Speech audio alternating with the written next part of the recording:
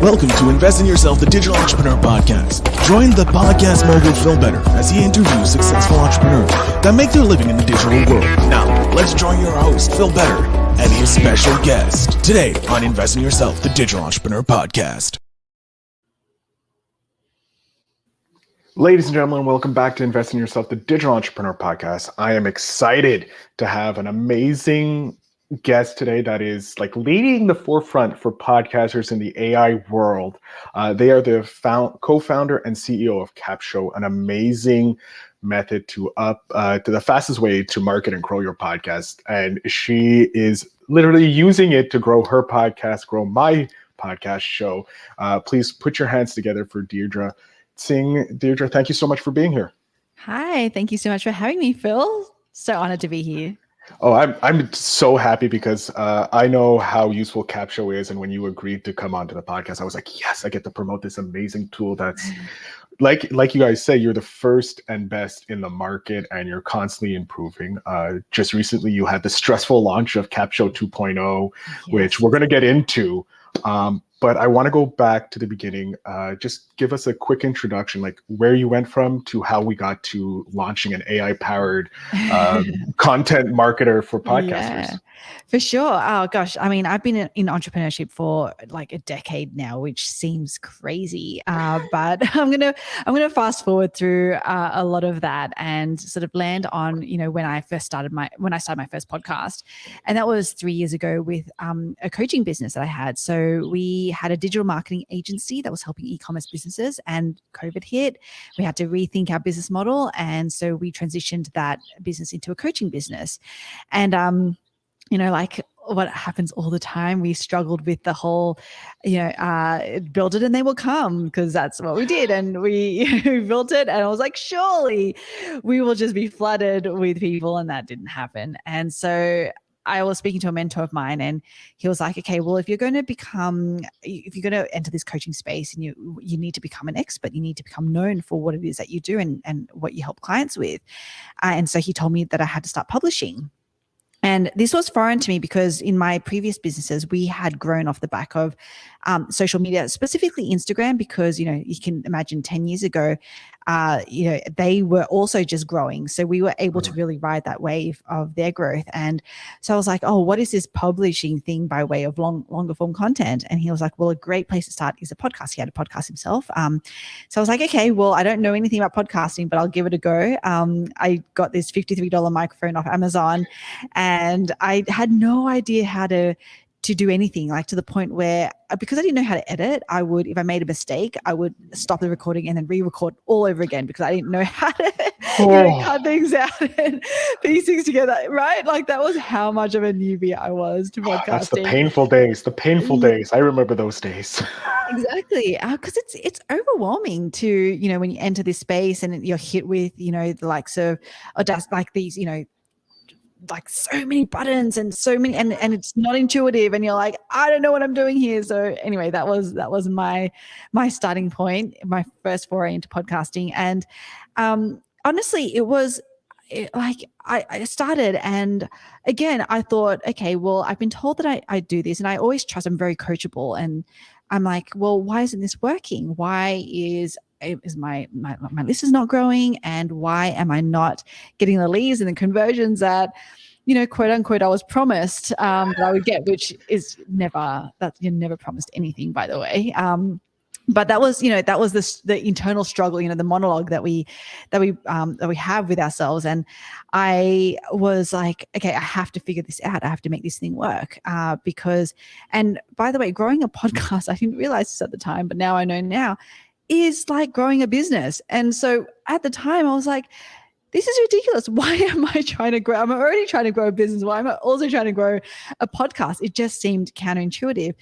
But then when I started to really delve deeply into it and figure it out and really be intentional with what it was I was trying to get the podcast to do, it started making so much more sense. That was when I created, it was from that experience I created my content dripping strategy, my content honey trap strategy, all of that. That is, by the way, built into Capsho. Like that, we've built all of our human marketing intelligence into this AI tool so that people don't have to struggle through that anymore. But I was going through this and I was like, how do I make this thing work? And I got it to the point where it was September 2020. And so that was probably 4 or 5 months into, close to 6 months probably, from when I launched my podcast. And it was the first month, it was the third time we had launched our coaching offer. And it was the first month that we actually made over 5 figures. So we did $25,000-ish that month. Let's go. Right. And I was like, oh my gosh, this is like, and I was very, very coolly, of course, because I'm like, I would speak to my new clients. I'm like, this is the best decision that you've made, one. But just out of curiosity, asking for a friend, what made you decide to invest? A lot of them were actually, they said, I found your podcast, and I followed, your blogs and your YouTube videos, and you give so much value that I felt guilty for not paying you. Right. And I was like, everything started falling into place for me. And I was like, okay, this whole, having publishing, so getting known and finding a way to have that be discovered, but then using a tool like podcasting and all of the content that you can create off the back of it is such a great way to build that strong know, like, and trust. You're nurturing them so solidly into your offer, because by the time they get on a sales call, it's not even really a sales call. They just want to know the price and how it works. And then it's like, yeah, it's a no-brainer, because that, and I go into, I can talk about this stuff for ages, but, the psychology of that law of reciprocity and things like all of that marketing psychology, like the podcasting is such a powerful tool to actually lean into so much of that. And so once I did, then it was like, okay, well, this is great, but I can't keep doing this. It is a lot of work when you're doing everything basically from scratch. Even though I had my podcast and all of the content that I was creating, was anchored in that podcast, it's still a lot of work to turn that into a blog post that is optimized for search. It's a lot to turn that into a YouTube video that specifically is for YouTube.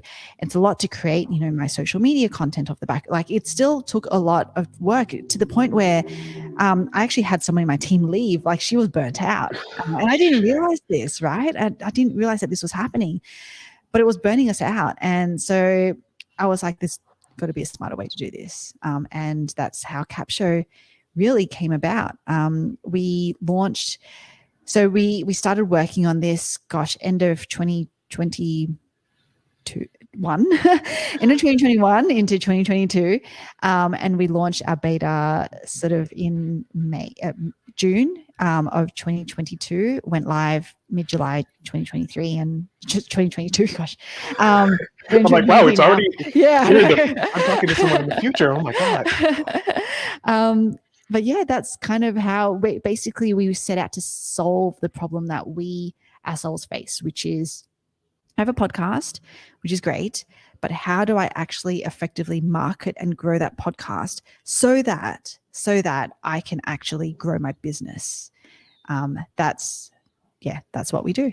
I love it, because looking at it, you were solving a problem that you had. You had someone burn out. You had a whole team, and one of your members burnt out because it was too much work. So thinking about those solo podcasters that are doing everything on their own and not growing, it's even with a team, it's a lot of work. Yeah. And I love that Capsho just comes in, does the majority of the hard work, which is like, how do I write this blog? And then I can take that blog afterwards and make it more personalized with my touch. I get the skeleton, and then I just have to add the meat and bones to it. Yeah. Since you use it internally, obviously you use it with your Grow My Podcast. Have you seen like a better uptick of downloads and listeners and growth by just? 100%. Yes. And actually, it's more powerful if I talk about some of our clients or some of our users, our Capshovians. So I actually there's J.R. Sparrow, for example. He's so lovely. He DMs me all the time, just randomly. And he'll just like send me a screenshot. And I'm like, thank you. I don't really know what I'm looking at here. But then so the last one he sent me, he's a little bit of a tech nerd himself. So he loves to check out new tech. And, since the advent of ChatGPT and we've had a lot of quote unquote competitors directly in our space. And he was like, we tried one of your competitors. And so the screenshot was his 7 days. So he releases an episode. I think it's actually twice a week, but he had one. It was a graph, and he was like, I tried your competitor. I won't say the name. On this episode, it was 19 downloads that he got. And he was like, and then I tried Capsho. That was the next episode that he tried. 1,223 downloads that he got. That's a very big difference. I would love to have seen if he re-released the episode he used with the competitor, with the Capsho, and see if there was a difference. But that is still 19 to like over 100 downloads an episode is massively different. And to a podcaster, that's if only one person clicks on an affiliate link and buys something, that's totally a better ratio than only having 19 people and with no one clicking on that link. Yeah. So that's an example. And I've got countless others. Actually talking about one that was re-released. So Jerry, he actually, when he first started using Capsho, he actually tried it on an old episode of his. So I think on that old episode, it was like double single digits, like that download. And like when he first released it, and then he used it with Capsho. And I think he got over, I'm trying to remember the numbers now, but it was like 10 times, if not more, the number of downloads that he got. Just all he did was use the title and the description that Capsho gave him, and that immediately bumped up his numbers on the same episode. That is so important, because I can start using Capsho now. Your audience, if they have their podcast, can start using Capsho now, even if they have a backlog. But then they can start using it to format the previous episodes and bring those previous golden nuggets up. So there's like benefit to a Capsho. How did you come up with the name? That it's a very interesting name, and I'm guessing the show is like the show part is the show. Yeah. The first cap usually means like it's truthful on social media, like no cap. That's what the kids say today. I know it sounds horrible coming from like a 30-something-year-old trying to use the lingo of the earlier generation or the next generation, whatever it is. But like, how did you come up with the name of Capsho? Oh, I wish I had a better story, but I'm going to steal actually what you said. I'm going to start using that now. I'm going to be like, yeah, we're just cool. We're just that cool. That. Please do. I would love that. If going forward, that's the story. I'm like, I have it recorded that it comes from my podcast. Maybe we should change maybe what we'll do is we'll put in we'll go no Capsho. No Capsho. That'll become our new yeah, it is. No Capsho, is it? Oh, I love that. Yeah, I seriously wish I had a better story, but it was literally like we were so Bonner, one of my co-founders, and I, we were when we were living in New York, we would have this ritual where every Friday we would go get bagels for breakfast. So we were just walking, and it was like we were really struggling with like, what is the thing that we can name this thing. And I was starting playing. I was just playing with words in my head, like obviously show, and then like capturing a show, like it was just these words, and then I just started like putting them together as you do. And that's how Capsho came about. So, really, because what our tool does is that it captures the essence of what it is that you are trying to promote. Our whole thing is we are here to help you amplify your message. And so, capturing or no cap, it is the truth. It is going to find the truth in your show. There we go. We're moving into it. Yeah. Lean in. It's not that I was walking and just trying to capture a show's essence. No, we wanted to make sure that it was no cap on your show. So, yep. That's a true story. Yeah, true story. It's no cap. That's how we did it. No cap, exactly. Because we're so hip. Where do you see the industry of podcasting? Because podcasting as its current form is very young. It's only like 20 years old since Steve Jobs came out in 2004. It was like, podcasts, but we know it's been at least since the 80s with audio blogs and that. So it's still like between 20 to 40 years old. It's pretty much a millennial, if you will, still trying to find its legs. Where do you see us going in podcasting? Because we're in the same industry. I'm interested to know, where do you see it going? Yeah, it's kind of, I have this just more broadly, and I know we're going to speak about AI and things like that. But just, I do have a bit of a dystopian view of where we're headed with AI. And the reason why I bring that up is because I think that's very quickly going to make its way into podcasting. And why I say that this is because I've done a lot of thinking about this. Being in AI, obviously Capsho is powered by AI. And so I had to think about it and be really intentional with like, what is our stance? What do we believe AI, like how do we want to be, representing creators, humans, in the face of where AI is heading. And we're already seeing it and I call it, black hat businessing, or, it's where basically from that perspective, people are trying to basically borrow, if I say borrow, someone else's expertise, or borrow, because they can, right? Like you can go into ChatGPT now and you can, ask it, tell me how, like XYZ, like how, make me an expert in podcast growth or launching a podcast. And ChatGPT can give you the things, and you can very well have it script something, and then you can have an AI voice actor read the script, and then you have an episode essentially. And so I don't believe in that being, I should say, I don't want that to be the future of AI, of podcasting. But I can see it very easily becoming the future of podcasting, which is that it is going to essentially not be more. And okay, so there's two parts to that.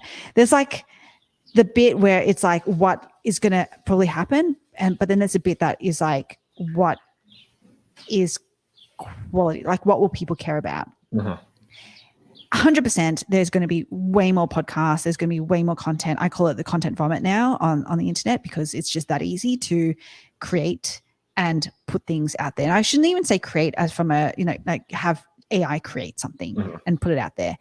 There's going to be so much of that now, that content vomit out there. Now, will humans, like will us as consumers care about that? That's still to be seen, actually. Like that's the bit that I'm actually really curious about. So it's not so much about, where are we heading from a creator space? Because I do fundamentally believe that we need to hold on to our humanity. We need to be creating. And that's how we built Capsho and 2.0 that you mentioned. Like that's the whole reason why we launched Capsho 2.0, because we saw this coming. And so there's one part of it, but then the other part is like, I wonder how consumers, like, will they care? That's the bit that I don't know yet when we talk about the future, because I would like to think that we will care, right? I would like to think that fundamentally, because I'm a huge believer in this, that, podcasting is such an awesome tool to create connections, because, it's like the closest, listening to something's like close to the brain, etc.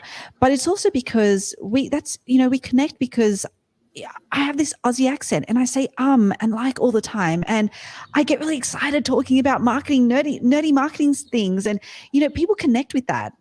And others won't. They'll be like, oh my gosh, this person is so annoying. She, X, Y, Z, but she'll connect with you instead, or someone else. Or they'll connect with someone else, but that's okay. That's because it's in our voice, it's in our intonation, even the way that we write. That's how that connection is built.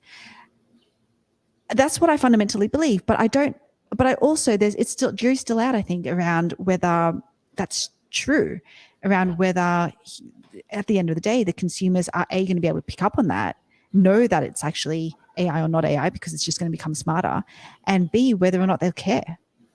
So that, I don't know.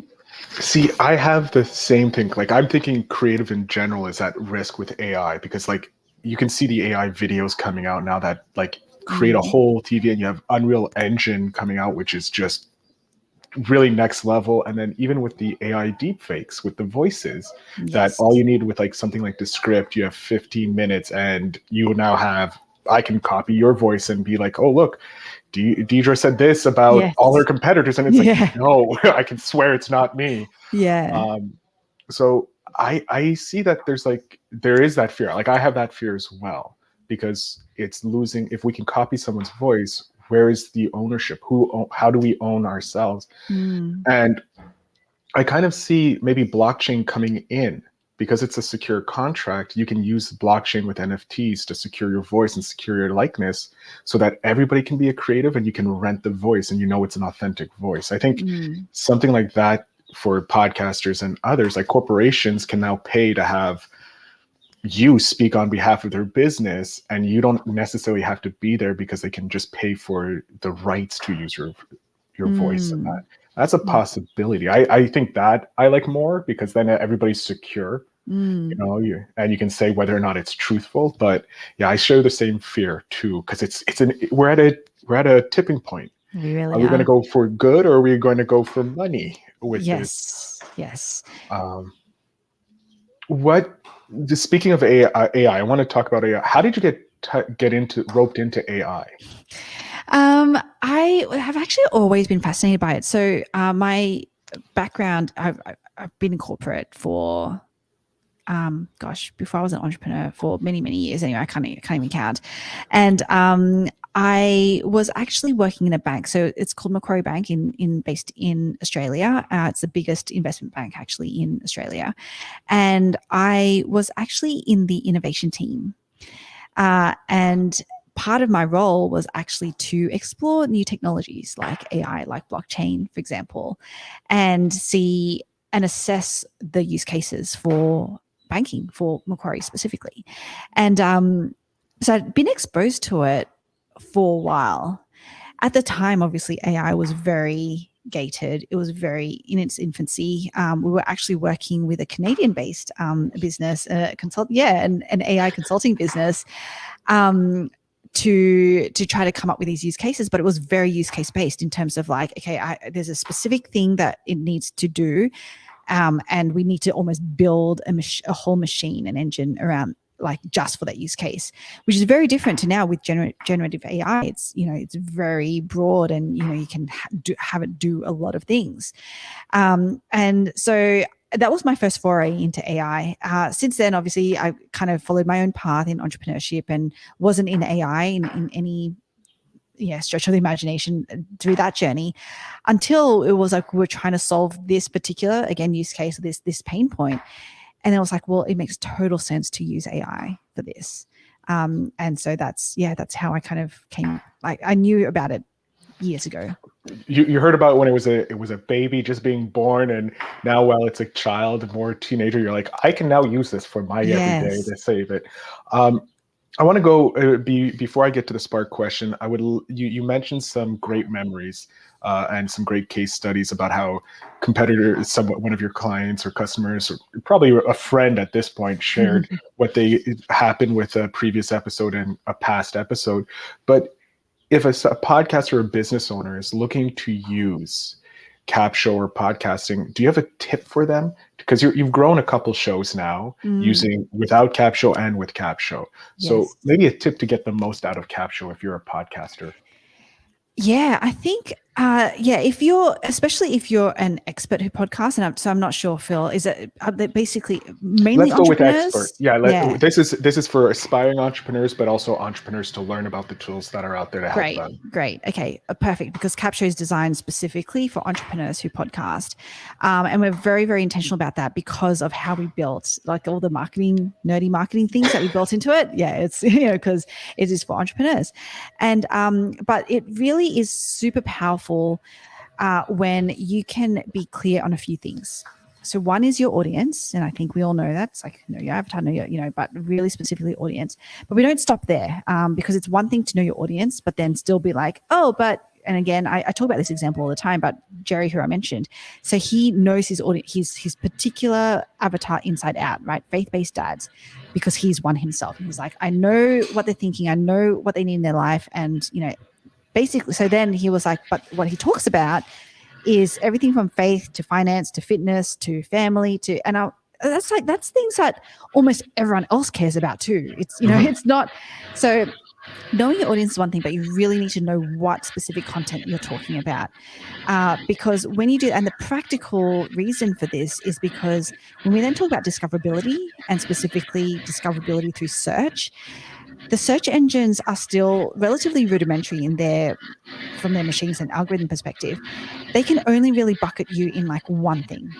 So if you start talking about a whole host of things, it will not actually be able to say, hey, Phil is credible in this one thing, because this is the only thing he talks about, and this is the only thing that he talks to others about or gets promoted for. And so it's really, really important that you know who you're talking to, and you know what you're talking to about. And if you know that, then I think the content, the rest of it falls, I think, when we know who we're talking to, know what we're talking about, the topics, they're there for you. And if they're not, use ChatGPT. That's an easy one to just be like, what are some topic ideas for this particular audience and this particular, content type. And then basically, because once you do that, then the machines, and Capsho is also a machine, can make it so much. It can just amplify. It can just make that like next level it for you. And so that would be the one tip, podcasting in general, but also how to use Capsho, because again, Capsho is leveraging marketing fundamentals. So yeah, get those fundamentals right, and Capsho will be amazing. I love that. And it's true for just with Capsho or not, having your fundamentals, knowing exactly who you're talking to will help you in the long term, because it's just SEO is still going to be needed, because people are still going to search, even if AI is coming in. You need to have that great content. Oh, so happy to have you on, Deirdre. But we're going to go to the Spark question. My audience knows it's from Seek Discomfort. So how do you like to recharge your energy? Oh, a walk. Walk? I like to walk, yeah. And like put my headphones in, either listen to a podcast or just listen to music. If I'm really brain dead or like I'm really low in energy, then I'll just put music on and just walk. Yeah. I do the exact same. Before our interview, I had a walk, so I'm all nice and relaxed and ready for it. Deirdre, I'm going to jump off stage here. Please let my audience know where they can find Capsho, where they can find you, how they can support you, and of course, find your podcast if they want to grow their podcast. Yeah, of course. So thank you so much. And I hope you found this helpful. Check out Capsho. So that's CAPSHO.com. We are an AI-powered podcast content writer. So in under 10 minutes, once you upload your audio or video file, it will create your title, description, podcast website content, social media captions, email, blog post, LinkedIn article, YouTube description, and it pulls out quotes for you. All of that in under 10 minutes. And then you can go ahead and make your edits and publish it. So that's at capsho.com, CAPSHO.com. If you want to get in touch with me, I'm Deirdre Tshien on almost all the channels. I'm most active on either LinkedIn or Facebook. So come, connect with me there. Let me know that you found me on Phil's podcast, and I'd love to see how else I can help you.